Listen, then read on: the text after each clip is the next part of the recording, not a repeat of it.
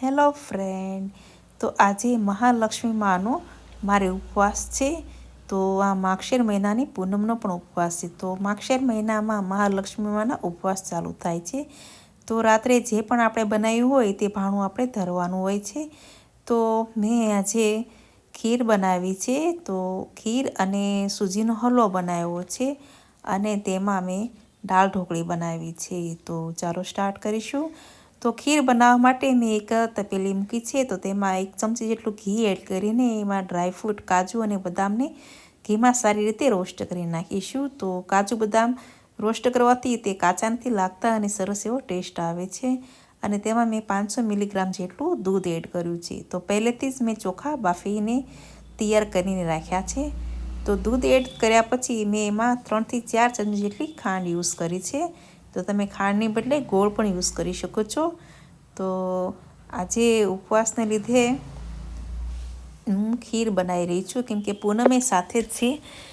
આજે મારે પૂનમનો પણ ઉપવાસ છે અને મહાલક્ષ્મીનો પણ ઉપવાસ છે. તો પૂનમ માટે હું ખીર બનાવી રહી છું અને મહાલક્ષ્મીના ઉપવાસ માટે મેં શીરો બનાવ્યો છે, હલવો બનાવ્યો છે. તો અહીંયા સરસ એવું દૂધ ઉકળી ગયું છે. તેમાં મેં કેસરના તાતણા અને એલચીના દાણા એડ કર્યા છે. તો મેં એલચી ખાંડી નથી. તો આવી રીતે દાણા એડ કરવાથી મોઢામાં જ્યારે આવે છે ત્યારે સરસ એવો ટેસ્ટ આવે છે. સારી રીતે આપણે એને મિક્સ કરી નાખીશું અને હવે જે ચોખા આપણે બાફીને રાખ્યા છે તે એમાં એડ કરી દઈશું. તો અહીંયા ઉફાળનો થોડો આવે એટલે તરત ચોખા આપણે એમાં એડ કરી દેવાના. તો સરસ એવી રીતે મિક્સ કરી નાખવાના. તો તમે જોઈ શકો છો. તો સારી રીતે મિક્સ કર્યા પછી તેને આપણે એક સાઈડ મૂકી દઈશું અને બીજી તૈયારી કરીશું. તો અહીંયા કુકર મેં મૂક્યું છે ગેસ ઉપર. એમાં 1.5 ગ્લાસ જેટલું મેં પાણી એડ કર્યું છે. 1 ચમચીમાં મીઠું એડ કરીશું અને 1 ચમચી એમાં ખાંડ યુઝ કરીશું. અને એમાં તુવેરની દાળ અને એમાં મેં ટમેટાં કાપીને નાખ્યા છે. તો એમાં એડ કરી દઈશું કુકરમાં. અને હળદર અને તેમાં 1 ચમચી જેટલું તેલ એડ કરીને સારી રીતે મિક્સને આપણે દાળને બાફવા માટે મૂકી દઈશું. તો 5 થી 6 સીટી વાગે એટલે આપણી દાળ બફાઈને તૈયાર થઈ જશે. તો અહીંયા સાઈડમાં આપણી જે ખીર છે તે પણ બનીને તૈયાર થઈ ગઈ છે. તો આપણે ગેસને ફ્લેમ ઓફ કરી દઈશું. અને ઢોકળી બનાવવા માટે મેં 1 કપથી 1.5 કપ જેટલો લોટ લીધો છે ઘઉંનો. તો તેમાં હું મસાલાવાળી ઢોકળી બનાવું છું. તો મસાલાવાળી ઢોકળીમાં મેં 1 ચમચી જેટલું મીઠું એડ કર્યું છે અને તેમાં લીલી કોથમરી એમાં એડ કરી છે અને કસૂરી મેથી મેં 1/2 ચમચી જેટલી એડ કરી છે. મારે એમાં કોથમરીની બદલે મેથી નાખવાની હતી લીલી, પણ મારી પાસે નહોતી એટલે મેં કોથમરી એડ કરી છે. તો લાલ મરચું, હળદર અને ધાણા જીરું અને એજવાને હાથેથી ક્રશ કરીને એડ કરીશું. લીલા મરચાં અને આદુની પેસ્ટ પણ એમાં એડ કરીશું, આદુ લસણની પેસ્ટ. અને એમાં 2 ચમચી જેટલું મેં એમાં તેલ એડ કર્યું છે. સારી રીતે એ બધું મિક્સ કરી નાખીશું. જો તમારે મસાલાવાળી ઢોકળી ના ખાવી તો પ્લેન ઢોકળી પણ તમે બનાવી શકો છો. તે પણ સરસ એવો ટેસ્ટ આવે છે. તો આમાં ગરમ મસાલો પણ એડ કરીશું જે તેનો ટેસ્ટ વધારે પડતો સરસ આવે.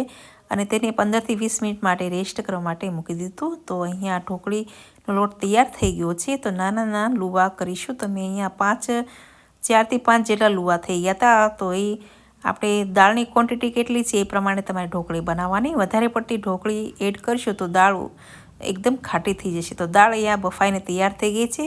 તો વધારે જાડી છે એટલે તેમાં 1.5 ગ્લાસ જેટલું મેં એમાં પાણી એડ કર્યું છે. તો દાળ આપણી બફાઈ ગઈ છે. તો એમાં મસાલા એડ કરીશું. તો લાલ મરચું, હળદર અને ધાણા જીરું એમાં એડ કરીશું અને સારી રીતે એને મિક્સ કરીશું. અને હવે આપણે દાળનો વઘાર કરીશું. તો મેં કુકરમાં 2 ચમચી જેટલું તેલ એડ કર્યું છે અને તેમાં મેથી એડ કરીશું. તો મેથી ઓપ્શન છે નાખવી હોય તો, કેમ કે મેં ઢોકળી નાખી છે એટલે થોડુંક પેટમાં દુખે નહીં. તો એના માટે મેં મેથી નાખી છે જેથી એકદમ ડાયજેસ્ટ થઈ જાય. અને તેમાં રાઈ જીરું 1 ચમચી અને એમાં 1 ચમચી જેટલી મેં હિંગ એડ કરી છે. લીલા મરચાં 1 કાપીને નાખ્યું છે. તો મારી પાસે મીઠો લીમડો ના હતો એટલે મેં લીલા મરચાં પણ એડ કર્યા છે અને લસણ આદુની પેસ્ટ એમાં એડ કરીને સારી રીતે એને કુકરને સારી રીતે હલાવી નાખીશું. અને હવે દાળ જે આપણે તૈયાર કરીને રાખી છે તેનો વઘાર કરી નાખીશું. કુકરમાં એડ કરીશું એટલે સરસ એવો સુગંધ આખા ઘરમાં આવી જશે. દાળ સારી રીતે આપણી વઘરાઈ ગઈ છે. તો દાળ તમારે આમાં થોડીક પાતળી રાખવાની કેમ કે ઢોકળી આવશે. અને ઉપરથી મેં કટિંગ કરેલા લીલા ધાણા એડ કર્યા છે. તો એક ઉફાણો આવે એટલે તમારે તેમાં ઢોકળી નાખતું રહેવાનું. તો ઢોકળી નાખવાનું પણ તમારે ખાસ ધ્યાન રાખવાનું. તો એક ઉફાણો આવી ગયો છે, તો મેં ઢોકળી અગાઉથી જ તૈયાર કરીને રાખી છે.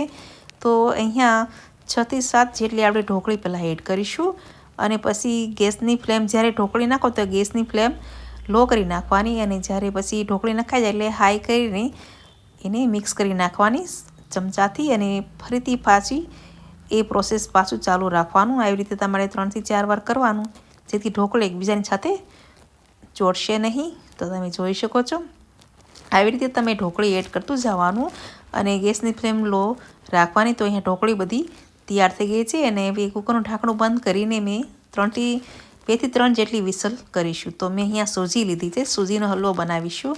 તો 1 ગ્લાસ જેટલું મેં ગરમ પાણી કરી નાખ્યું છે, અને એક કઢાઈમાં આપણે 2 ચમચી જેટલું મેં એમાં ઘી એડ કર્યું છે, અને એમાં ડ્રાયફ્રૂટને આપણે રોસ્ટ કરી નાખીશું ઘીમાં, જેથી એનો સરસ એવો ટેસ્ટ આવશે.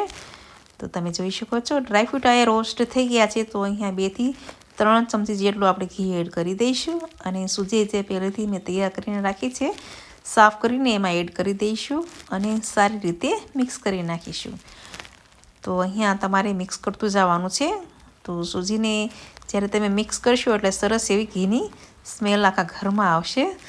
તો અહીંયા સૂજીનો હલવો બનાવો સાવ સહેલો જ છે. તો સારી રીતે તમારે ઘીમાં એને રોસ્ટ કરવાનો છે, શેકાવા દેવાનો છે, જ્યાં સુધી એનો કલર ચેન્જ ના થાય. અને એકદમ હલવાઈ જેવો, જે તમને હલવો બજારમાં અથવા તમે લગ્ન પ્રસંગમાં જ્યારે ખાઓ છો એવો બનાવવા માટે અહીંયા જ્યારે સૂજી થોડીક શેકાઈ જાય એટલે તેમાં 2 ચમચી જેટલું મેં અહીંયા બેસન એડ કર્યું છે, ચણાનો લોટ, જેથી એકદમ બજાર જેવો હલવો બનીને તૈયાર થાય છે. તો તમે જોઈ શકો છો એવી રીતે મિક્સ કરવાનું છે. તમે જ્યાં સુધી સૂજીનો કલર ગોલ્ડન બ્રાઉન ના થાય ત્યાં સુધી તમારે તેને મિક્સ કરતું રહેવાનું છે.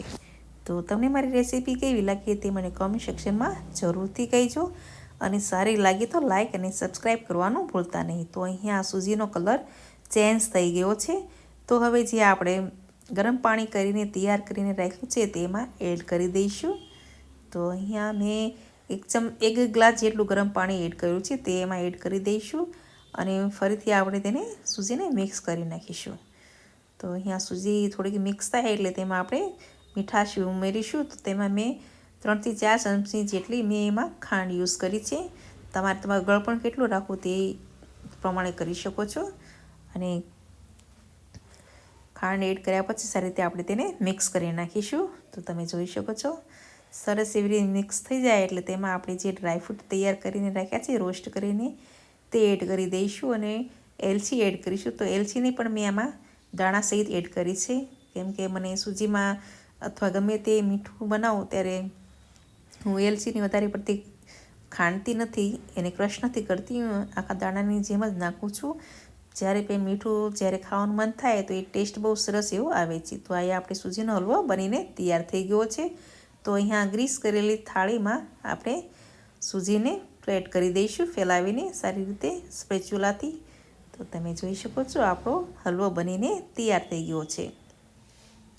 તો આ માગશીર મહિનામાં ગુરુવાર માતાજી મહાલક્ષ્મીના શરૂ થાય છે. તો મેં ગુરુવારનો ઉપવાસ પણ છે, અને આજે પૂનમ છે એટલે પૂનમ માટે મેં ખીર બનાવી છે, અને મહાલક્ષ્મીના ઉપવાસ માટે મેં સૂજીનો હલવો બનાવ્યો છે. તો તમને મારી રેસીપી કેવી લાગી તે મને કોમેન્ટ સેક્શનમાં જરૂરથી કહેજો. તો હવે આપણે એના પીસ કરી નાખીશું. તો અહીંયા સ્પેચ્યુલાની મદદથી હું એને કટ કરી રહી છું. તો હવે એને સારી રીતે આપણે ગાર્નિશ કરીશું. તો ગાર્નિશ કરવા માટે મેં ફૂલનો જ યુઝ કર્યો છે, કોઈ પણ મેં અહીંયા બીજું કાંઈ પણ એડ કર્યું નથી. જેમ કે કાજુ બદામ પણ તમે એડ કરી શકો છો, કાજુને પણ ઉપરથી ગાર્નિશ કરી શકો છો. તો અહીંયા ફૂલ ગાર્નિશ કરીને આપણે હલવો તૈયાર થઈ ગયો છે. તમે જોઈ શકો છો. તમને મારી રેસીપી સારી લાગે તો પ્લીઝ લાઇક કરવાનું ભૂલતા નહીં, અને તમારા ફ્રેન્ડ્સ ગ્રુપમાં શેર કરવાનું ભૂલતા નહીં, અને મારી channel cooking story by Jiya's mom ને સબસ્ક્રાઈબ કરવાનું ભૂલતા નહીં. તો અહીંયા આપણો હલવો બનીને તૈયાર થઈ ગયો છે. તો હવે આપણે માતાજીને ભાણું ધરાવીશું. તો અહીંયા ભાણું આપણે સર્વ કરીશું, પીરસશું. તો અહીંયા પહેલાં તો આપણે સૂજીનો હલવો છે તે આપણે થાળીમાં પીરસી દઈશું. તો તમે જોઈ શકો છો એકદમ સરસ અને ટેસ્ટી આ સૂજીનો હલવો તમે જરૂરથી બનાવો છો. તમે તમારા ગળપણ પ્રમાણે બનાવો છો, કેટલી તમારે ખાંડ યુઝ કરવી છે એ પ્રમાણે મેં થોડી ઓછી નાખી છે, કેમ કે વધારે પડતું ગળ્યું મને નથી ભાવતું. અને હવે ખીરને પણ આપણે એક વાટકીમાં એડ કરી દઈશું અને દાળ ઢોકળીને અને માતાજીને આપણે પહેલાં ભાણું ધરવીશું, પછી આપણે તેને સર્વ કરીશું. તો તમે જોઈ શકો છો. મારી રેસીપી સારી લાગે તો લાઈક અને સબસ્ક્રાઈબ કરવાનું ભૂલતા નહીં. તો આવજો ફ્રેન્ડ્સ, બાય બાય.